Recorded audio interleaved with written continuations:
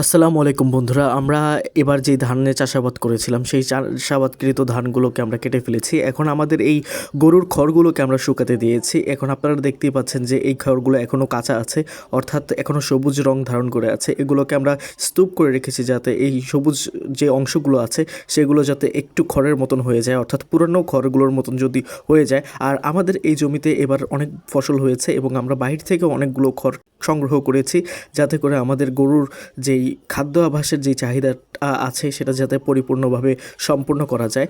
আর এই হচ্ছে আমাদের আরেকটার সাইটের যেখানে আমরা রেখেছি এই খড়গুলো, অর্থাৎ মেলে রেখেছি রোদে শুকানোর জন্য। সেখানের অলরেডি কিন্তু এই খড়গুলো একদমই কালারই হয়ে গেছে, অর্থাৎ খড়ের যেই অরিজিনাল কালারটা সেটা কিন্তু চলে আসছে। এবং আমরা এই খড়গুলোকে আরও 2-1 দিন শুকিয়ে তারপর আমরা আমাদের গোয়াল ঘরে নিয়ে যাব এবং সেই গরুর যেই শেড আছে সেখানে নিয়ে আমরা রাখবো। এবং আপনারা তো জানেন যে বর্ষার সময় আমাদের এই যে খড়ের একটা স্বল্পতা তৈরি হয়, তো আমরা আগে থেকেই যদি এই শীতকালের ভিতরে এই খড়গুলোকে সংরক্ষণ করি তাহলে কিন্তু আমরা আমাদের যেই বর্ষাকালে কোনো প্রকার প্রবলেমে আমরা পড়তে হবে না। তো আপনারা সবাই আমাদের এই ভিডিওতে লাইক করবেন এবং আমাদের জন্য আপনারা দোয়া করবেন।